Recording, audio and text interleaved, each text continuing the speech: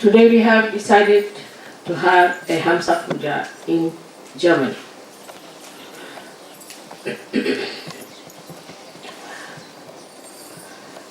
We have never yet paid much attention to this center of Hamsa, which is, I think, very important for the Western world rather than for the Indian or the Eastern. The reason is, at the Hamsa Chakra,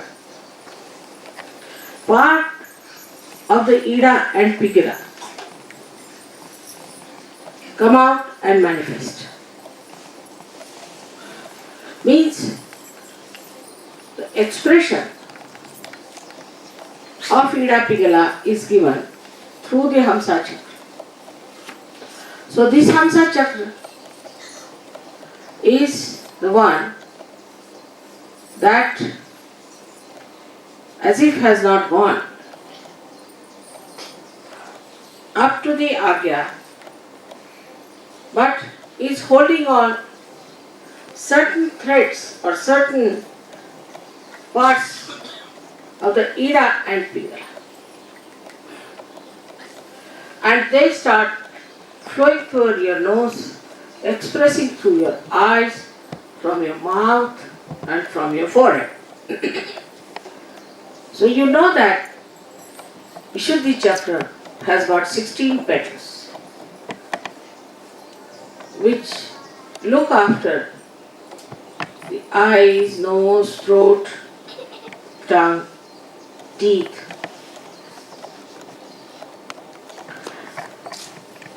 But the expression part of it comes through the Hamsa Chakra of all these. So, it's a very, very important thing in a Western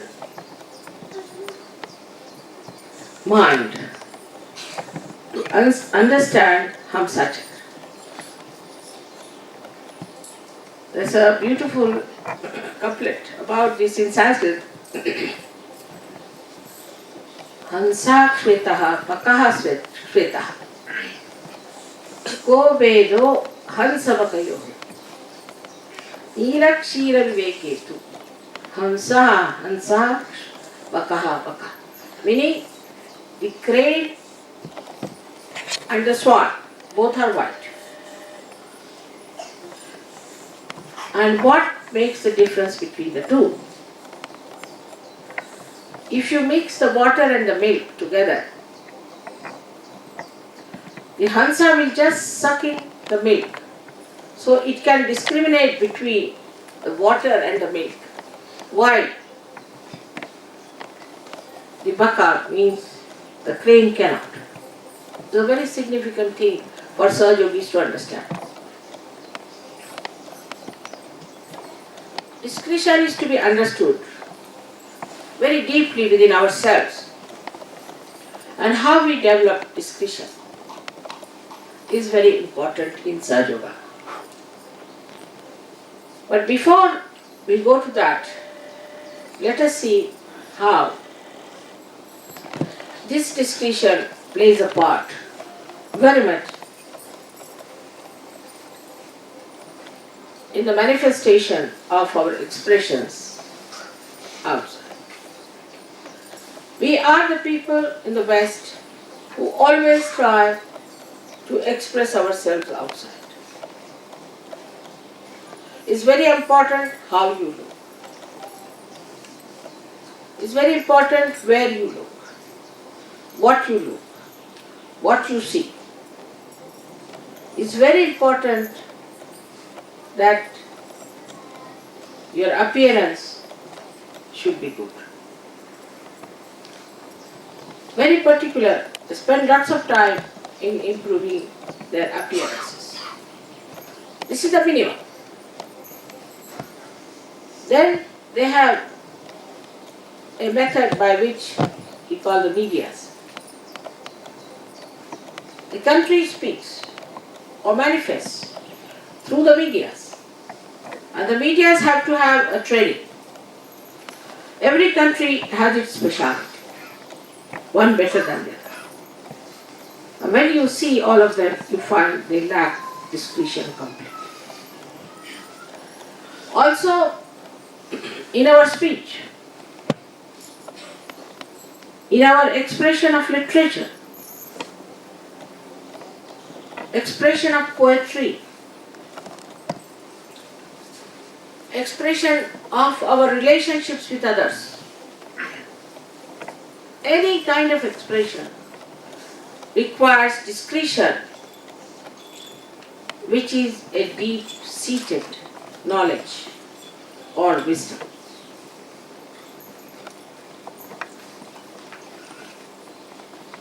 If in the West people were not so much outside,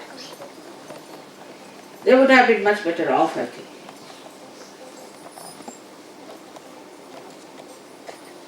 If, supposing in England, people don't become punks,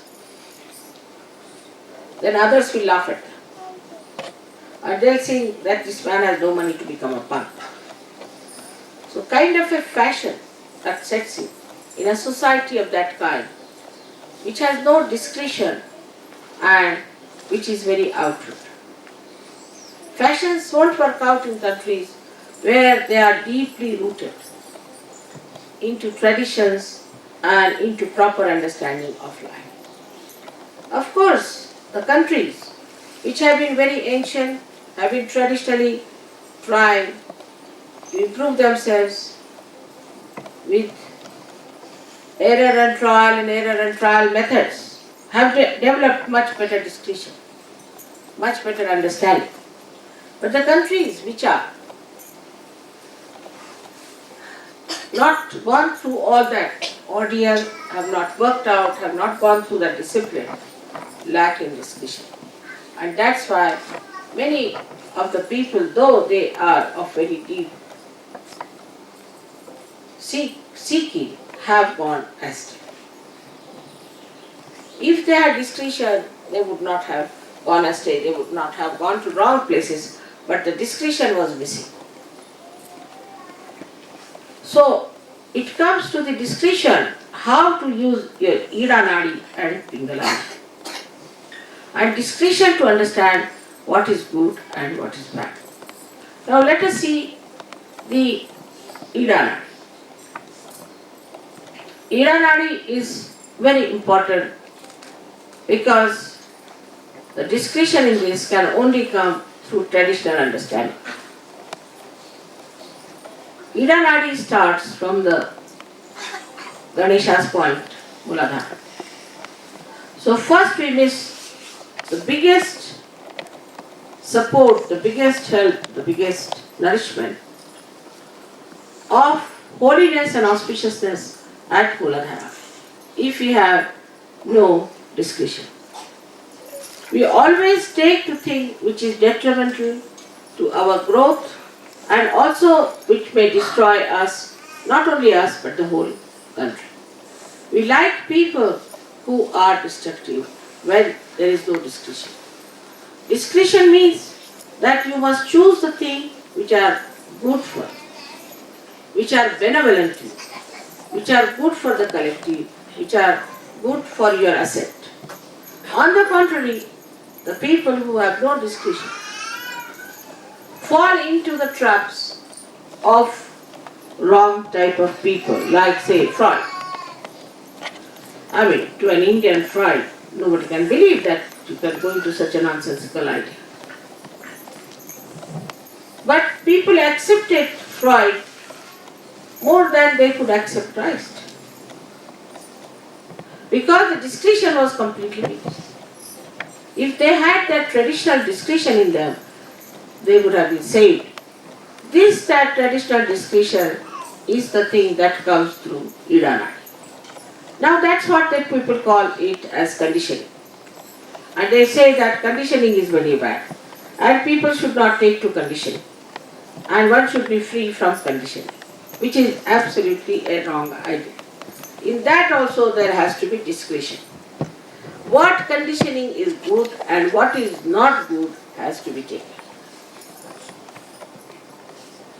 Now, because there is no discretion about conditioning also, outright discarding all traditions, all that is coming to us through our experiences of our forefathers, everything is discarded. The history is discarded. And we say, oh no, we are beyond it. We feel free. Like I was surprised yesterday in the plane, somebody told me, I feel very free when I have no clothes upon myself. I mean, if the clothes can imprison you, then what happens to the real prisons? What will they be for you? But that's sort of a funny idea. Comes into the head of people and they think that we can justify all the stupidity that we follow because we lack discretion. Intelligence cannot give you discretion. It cannot give you discretion as far as the conditioning is concerned. For a Sahaja Yogi, it is important to understand how you develop your discretion. Yesterday only I gave a very beautiful talk to the ladies of Paris, or I should say ladies of France, regarding the discretion of women. The discretion of the Ida Nadi is intuition. If you develop that discretion within you through your meditative powers, you develop intuition. And intuition is nothing but is the help of the ganas which are surrounding you. If you learn to take help from the ganas, you can become very intuitive, and without much intelligence of yours, you can say the right thing. The whole of Sahaja Yoga, I would say 50% at least out of that is based on intuition. For that you have to develop a proper sense of Shri Ganesh. Shri Ganesh in its right sense you have to understand. From there starts, because he is Ganapati, he is the one who is the master, is the chief of all the ganas. So the ganas give you the intuition. For example, say I have to go somewhere, and then what I say is that no, I won't be able to go there tomorrow, and I won't go somehow. And people think, Mother, how do you know? I know, because the ganas are there, and what they say is the truth. They know all about it.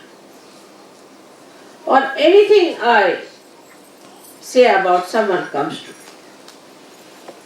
So they start asking me, how is it, Mother, you have come to know about it? I live on intuition. Like I have to catch a plane, I know by intuition what's going to happen. This part has to develop by worshipping Sri Ganesh. So imagine Sri Ganesha also rules a part of the Hamsa Chakra. So when we say Ham and Sa, these two are actually the Bija mantras of the Agya. But when the Agya touches the Hamsa, it starts here. That's why at the base, at the root of it is the Hamsa. And here the Hum. Hum means I am. If you are discreet, you will not take to fashions. You will not take to stupid ideas. You have your own personality. You are a Sahaja Yogi. You don't listen to people who are non-Sahaja Yogis.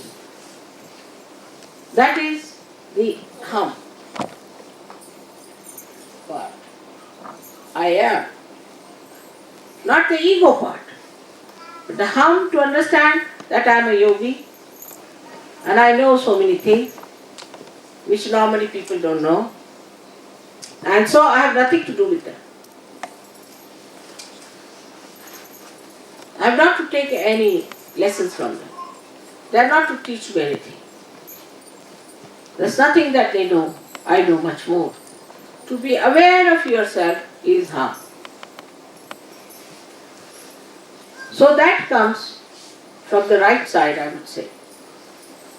The discretion of right side is Ham, and the discretion of left side is Sa. Sa means you, means you are the one.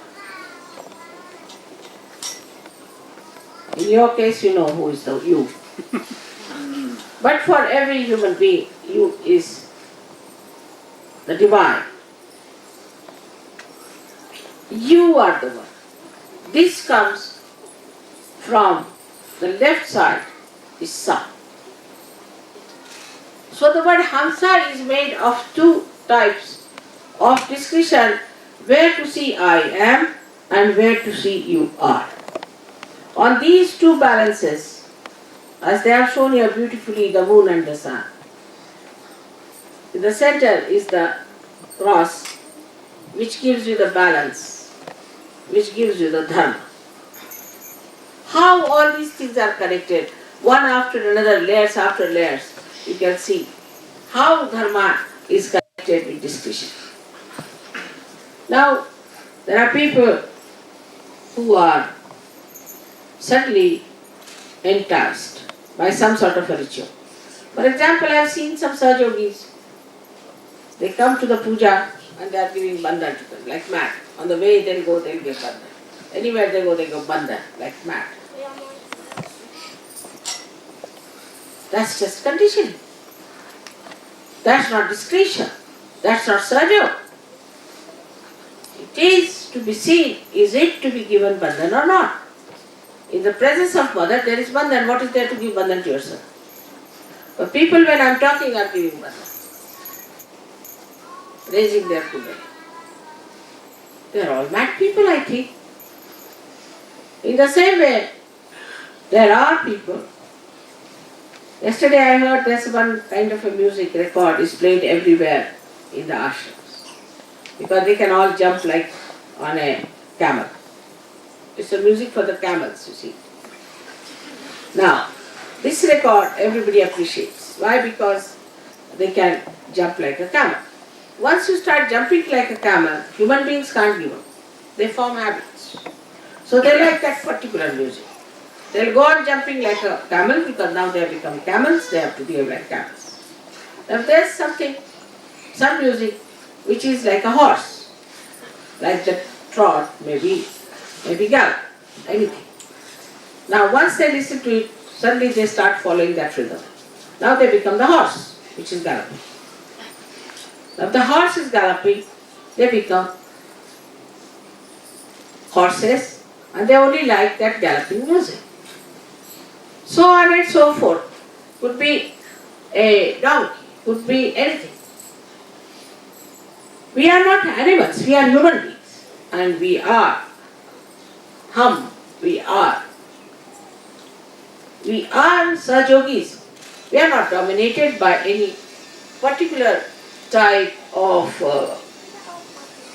rhythm or particular type of music. Every variety we can appreciate and understand, as long as it is dharmic, as long as it is balancing, as long as it is auspicious and holy. So you can see on the Hamsa how many things are judged. I think the whole of Sahaja Yoga stands on the balance of Hamsa.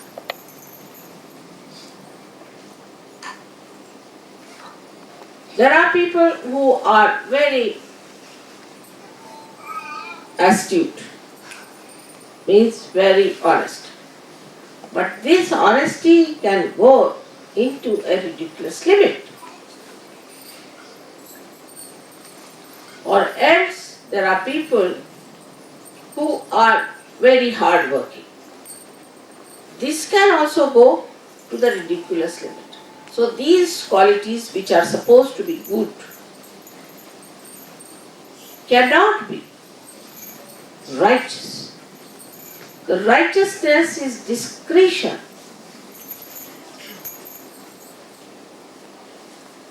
Glorified. If you have discretion, then you glorify that discretion into righteousness. Like we can say now, Christ, we can take Christ. Christ was such a discretion. When Mary Magdalene was stoned, he had nothing to do with prostitutes, It's nothing to do at all, no relationship. But he could see in discretion that these people had no business to stone her. He stood up there in his own courage. And he said that those who are not committed any sin can throw the stone at me. This is the power of his discretion, that people just felt that discretion within themselves, and they felt that in discretion, this man is a holy man, and we cannot throw stones at him. If you are discreet as Sajogis, you will make others discreet also. Others will have to be discreet and to understand. And this Nirakshira Vivek is the differentiation between the water and the milk, the bad and the good can come to you if you develop that discretion.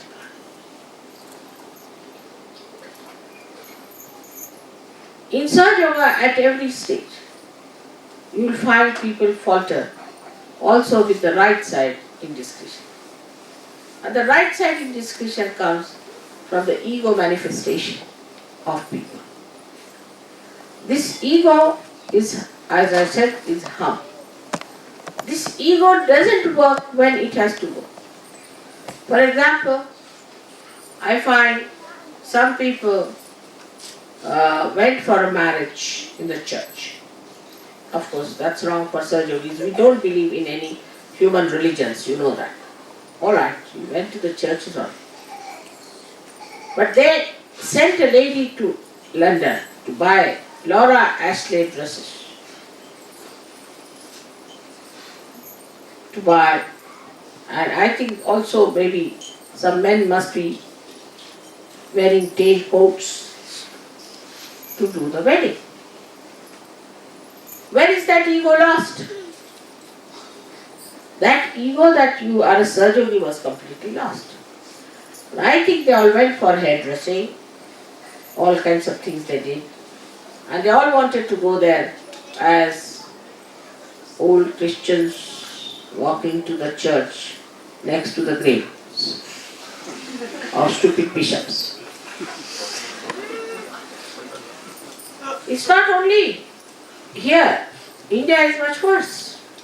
As far as religion is concerned, the left side, they are very, very conditioned people. And there they fail to understand what is discretion. For example, we had Gyanadeva. He was such a great incarnation, and he didn't even have shoes on his feet.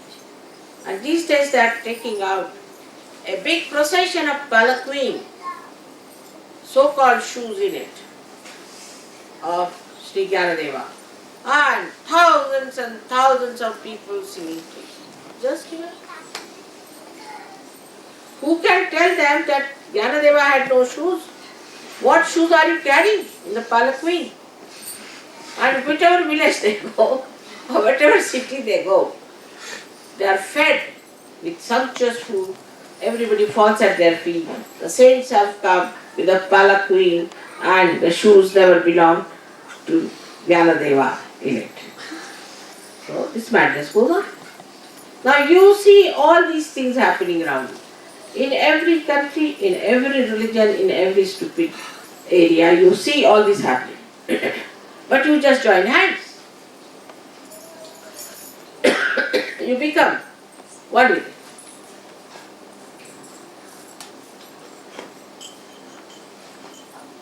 And then it becomes so difficult to understand what has happened.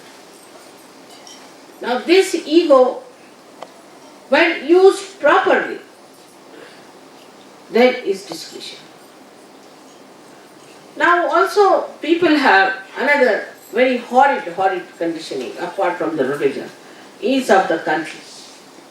I belong to India, I belong to Germany, I belong to England. Everything is wretched.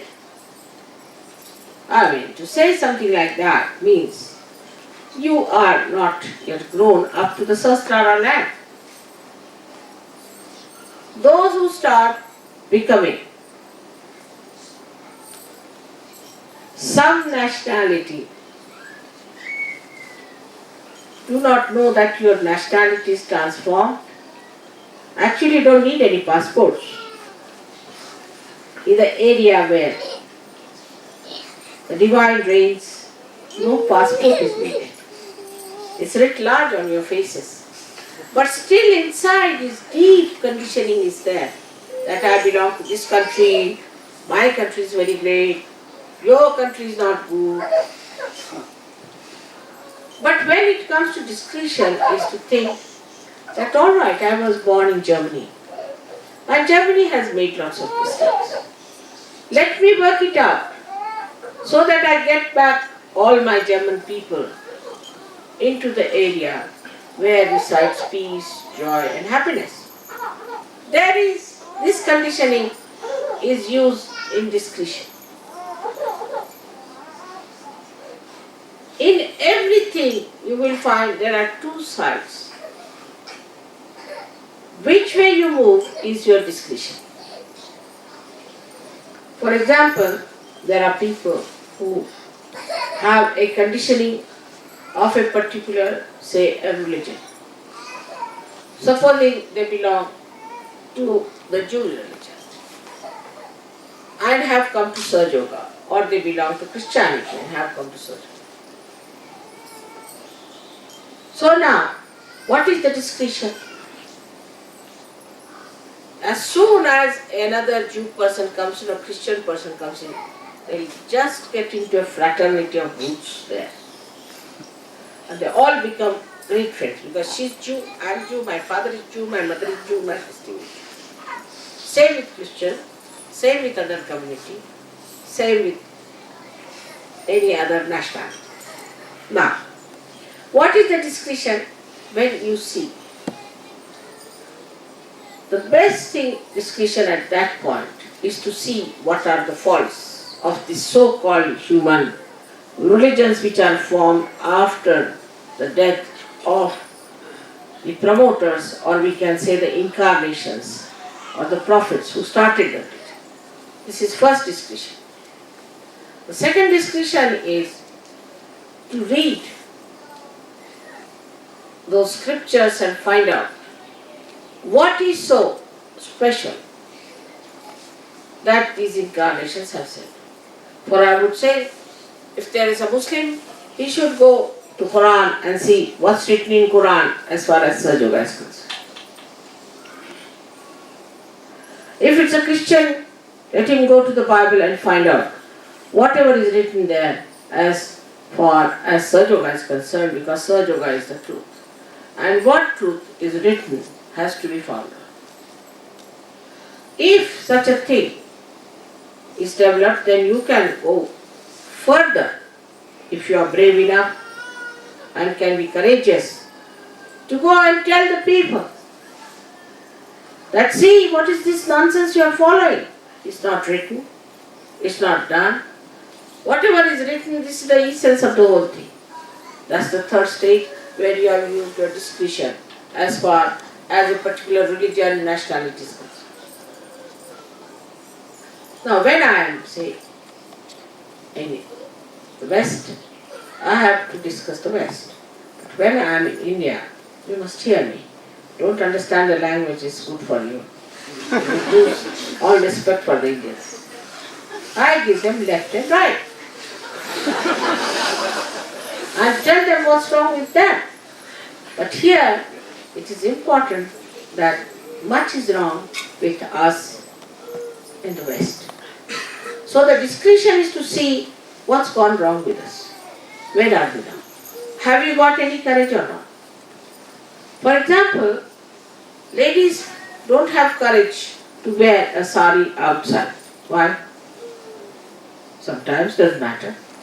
When Indians can wear your dresses, you can wear saris also. Or a man won't wear Indian dresses outside.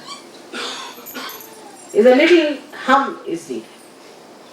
They enjoy it, but they won't wear. They'll wear the same funny, holy pants.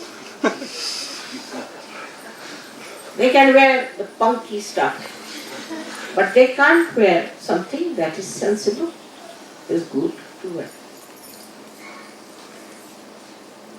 It's something that must give you the idea that we are different people.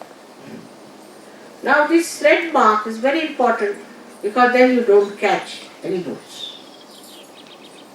It has to be born. In the Bible it is written that there will be a mark on their heads. But because there are so many other stupid people like Hare Rama, Hare Krishna, I don't think they wear any marks. We are frightened of the society. How to wear a mark? But supposing they say that you go about with the disheveled hair, we'll do it. Because that's allowed in the society. We are the people, we are not to be afraid of any society. We have to come out of it and we have to teach them. Whatever is good we are going to do, whether we like it or not. That's the sign of a saint. If you have seen any saint anywhere, they have gone all out to say whatever is right, whatever is to be done, and whatever is to be followed. That's the sign of a saint. Otherwise, if saint sometimes gets dissolved in the society, sometimes inside yoga, sometimes here, then what's the use of such saints? Tell me any saint whom you know who has not fought the society, who has not pointed out the mistakes of the society. In a very loud manner, without any fear. Have you known any saint like that? For Sahaja Yogis, it is very important to have that courage within themselves. If you develop your discretion, then it works out. On the ego side, what kind of a discretion you develop and how?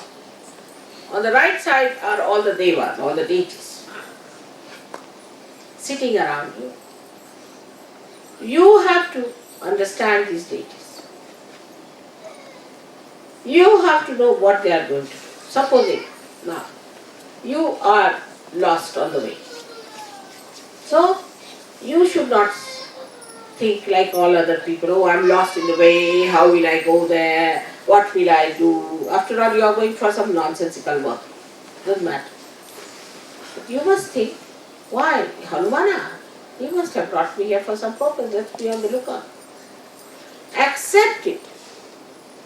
Accept the situation. When you accept the situation, you are playing into the hands of the deities and they are guiding you. Your deities are working it out. Accept it. And this acceptance will give you a wonderful discretion over your ego. Whatever goes wrong, it's alright.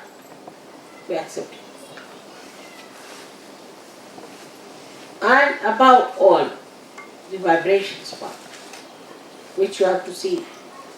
If you do something, if vibrations are going down, then of course I am a Sahaja Yogi. To me, vibrations and my ascent is the most important thing. So to develop the discretion on the right hand side, you have to know your goal, your destination. You must know on what path you are standing and where you are brought. Where are you today? You are not like other people.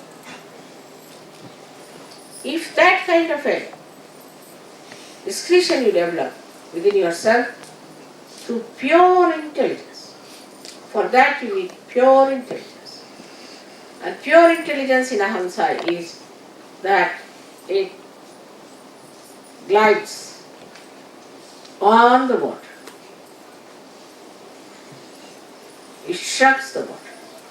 It doesn't allow anything to overpower. It's in the water, beautifully beautifying the lakes. Also, not allowing the lake to dissolve them or to overpower them or to covet them. This is the part where they are harmed. If they want, they can dive down. If they don't want, they will not. They are gliding on the ocean of the samsara, of this bhavasagara, and they are not going to be drowned into it. That is the harm part of it, which you should have the discussion. On the one side, you should accept things that they come to. The best among these was Shri Krishna, I would say, who had real discretion. But after all, he was Shri Krishna. But his methods were so interesting of discretion that it's enjoyable to know about how he destroyed so many Rakshasas.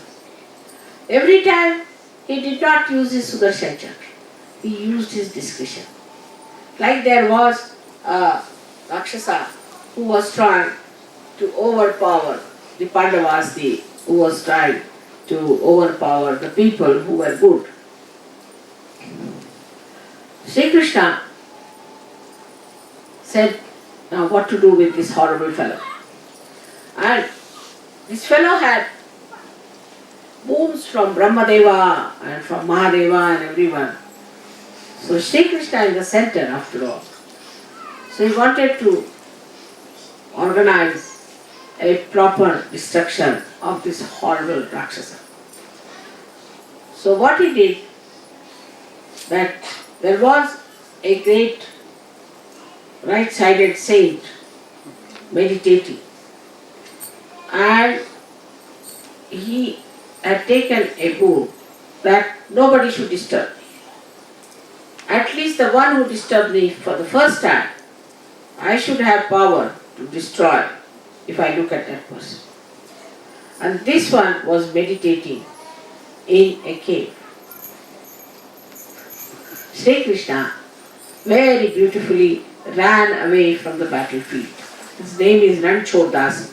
It's little bit deliberately to say somebody that the one who ran out of the battlefield. So Sri Krishna ran out of the battlefield. But there was no way out to kill this horrible fellow. And he went and he was covering himself with a shawl. He went into that cave and covered that saint with his shawl. After Sri Krishna was running this horrible Rakshasa to kill him, Sri Krishna went and hid himself. When this Rakshasa came near the cave, he saw the shawl covering this saint. He said, "Oh, so now you are tired and sleeping here, running away from the field. Get up now." As soon as he said this saint got up and looked at him, and he was completely burnt.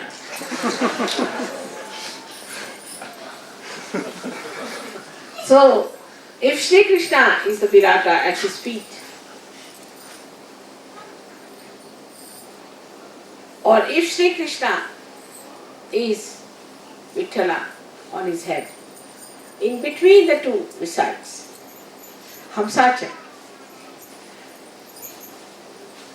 The discretion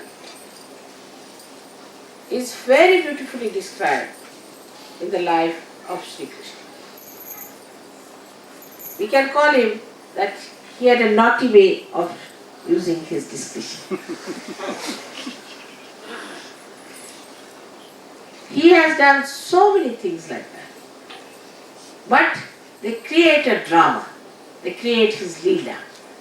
Because he was Leela, that's why he could use his discretion to create a drama of play.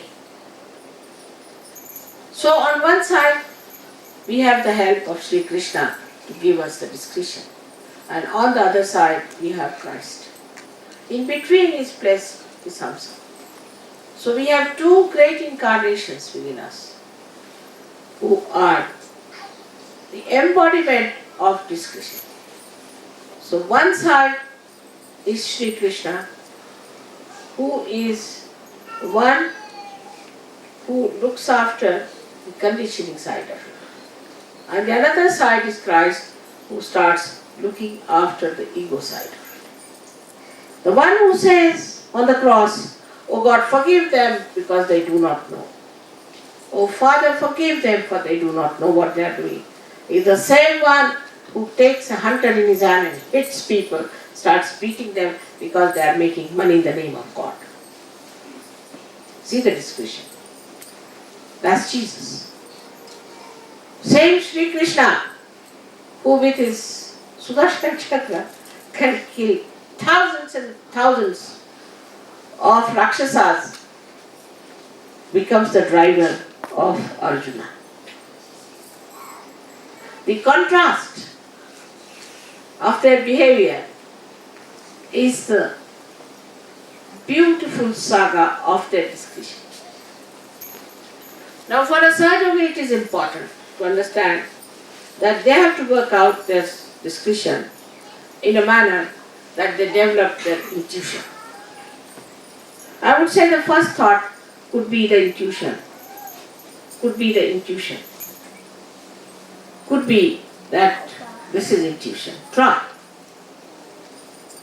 Experiment.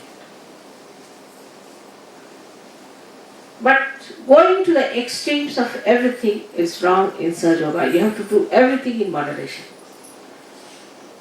Like I told them to see everything through vibration. So they will put their hands, I don't know, to everything. Should I buy this sari or not? Even go beyond that. Should I buy this face powder or not? It's so ridiculous. It's so bad that ultimately you find you have become a booth and you are telling everybody that your vibrations are bad because your vibrations are bad.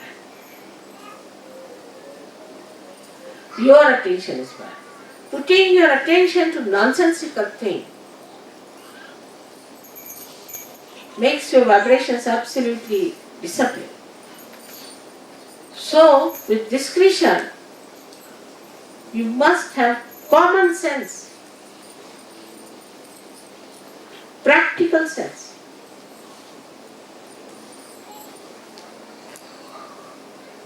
I've seen people suddenly talking to anybody about Sahaja Yoga. No, it's not practical. Sahaja Yoga is a precious diamond. You cannot give it to every person. I've seen people at the airport raising Kundalini of everyone. No, it's not meant. They have to come to Sahaja Yoga. They have to ask for it. They have to beg for it. Then only they can get their realization. We don't want quantity, we want quality. All my lectures, if you see in that, I have been insisting on the quality of Sahaja Yogis and the quality of the seekers. But when we start thinking of getting a majority for a vote for Shri Mataji, I have to say, I am not standing for any election. Whether you elect me or not, I am elected.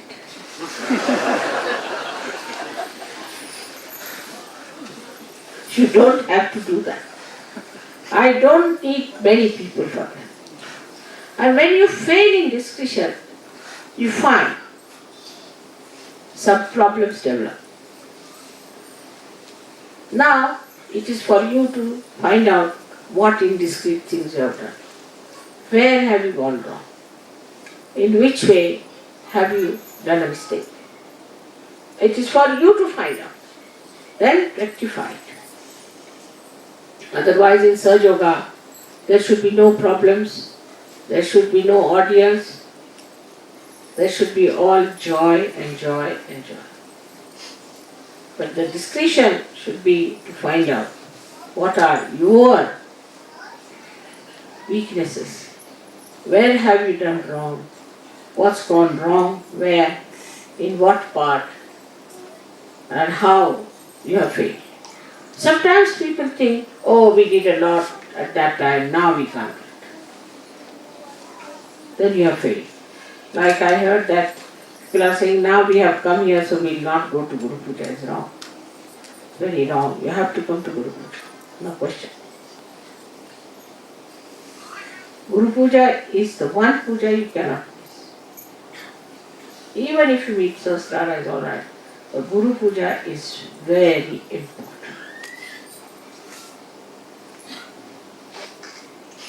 At any cost you have to come for Guru Puja. I know I chose a place which is Andorra. But it's not Himalaya.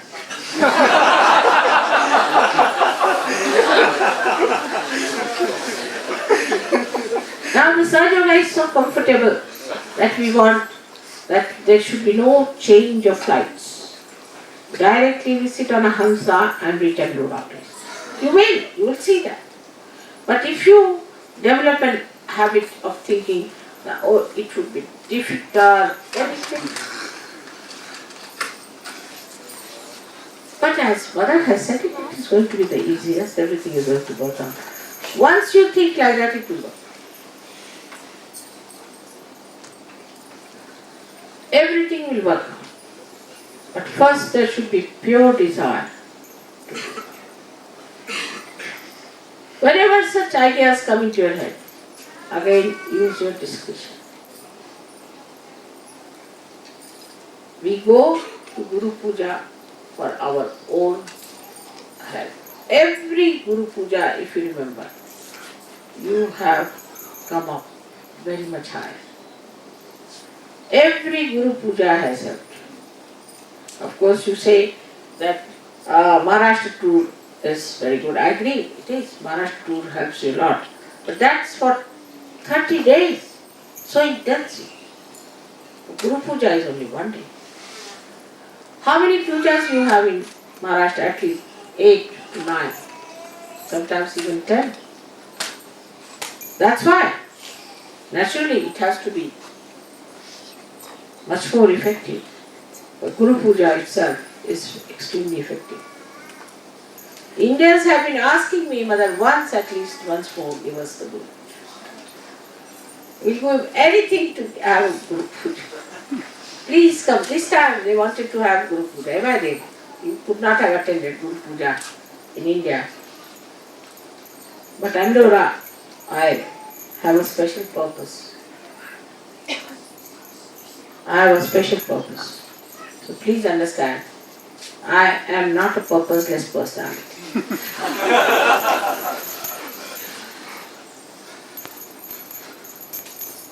Gradually learn how I fulfill the purpose. Yours, mine and that of Sergio. Together. How I work it out beautifully. You will understand. And I hope one day you also develop all those beautiful ways and methods of discretion by which you just do the right thing and never the wrong thing.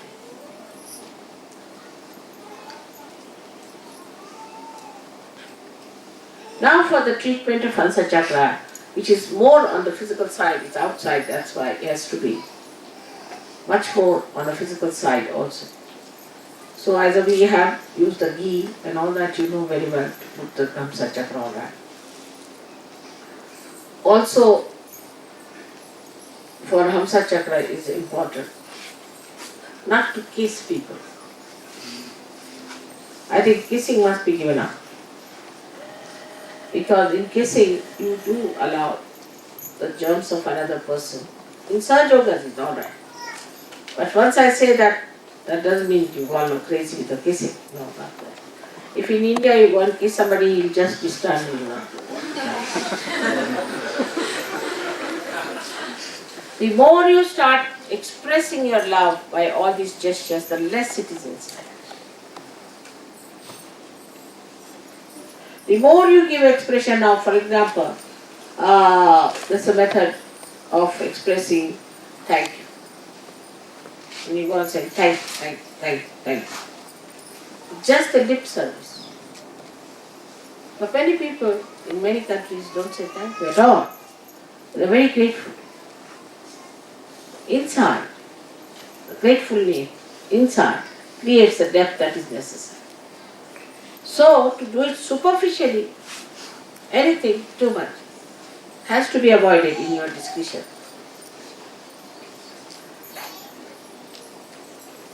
But avoiding extremes,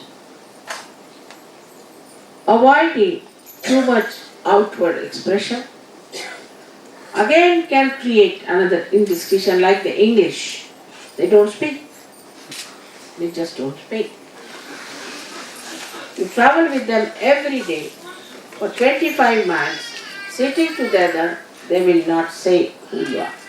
They'll know each and everything about you, but they'll just keep. They are not supposed to speak. It's artificial. So the second point we have to come to, we are not to be artificial. It's alright. If somebody feels like just out of just spontaneity wants to love me and hug me, I don't mind. Because not artificial, it just comes. Children are most spontaneous. They are not artificial. They are not at all artificial. In the same way, we have to be very natural about everything. It's alright while talking to each other if the men hit the men a little bit. Doesn't matter. They are not insulted. It's a love, expression of love. Is all. But should be spontaneous, should not be artificial. We should not take to artificiality in Sajoga at all, by any chance. But wearing clothes is not artificiality. To be decent is not artificiality. To be dignified is not artificiality. Artificiality is that what you don't feel inside is to say out. That is artificiality, and for Sajogi, he feels he has that bashfulness, he has that shyness, he has that protocol, and he respects his body. Out of respect of the body, he doesn't want to do something that will insult his body. And that's how, if you understand how far to go and how far to stop. Then there is another way of indiscretion in Sajoga which I have seen, is that people start using me in many purposes like that. Like supposing now somebody is writing a poem. So he'll come to me, he'll say, please correct my poem. I'll correct 1 poem, 2 poems, 3 poems, 10 poems. Then he will lose the capacity to produce poems. You should not use me for your own purpose in that manner. But in any case, you are using me.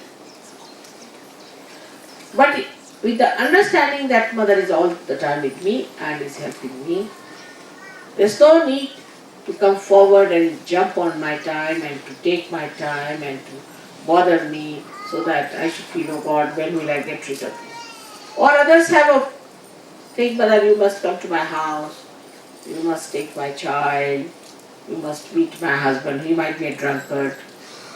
So taking attention to what you call yours is also indiscretion. Instead of that, you put your attention to me instead of taking my attention to you. It's a very delicate line, as if we are walking on a sword. It's a very, very delicate line of discretion. But once you know, as a state within yourself, you are discreet. You cannot be indiscreet even if you want to. And that is what is the ascent part. So once you come out of this chakra and pass through your agya, you enter into sastara where you have to be discreet. Whatever then comes out from there blessed, whatever expression comes out blessed from the sastara is all discreet and beautiful. Some people have a habit of dominating me also. Like I am talking, they talk in between. If I am saying something, they will come. Then I play tricks. I am good at playing tricks. But I'm very discreet. It's alright. My discretion plays the tricks. Because if I'm direct, you won't like it. So better be discreet and play tricks. In everything that we do, discretion expresses itself. And if you are a solid Sahajogi or a Sahajogini, your discretion is evident and everybody sees it and knows it that it is there. So for all of you, it is important to develop your discretion today and to ask me, recite your Hamsa Chakra so that you are all the time stationed in the power of discretion. With discretion we have evolved to human state.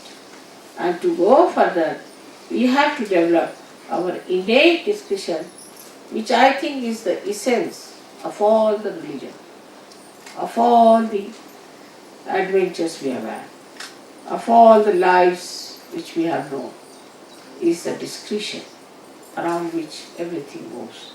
May God bless you.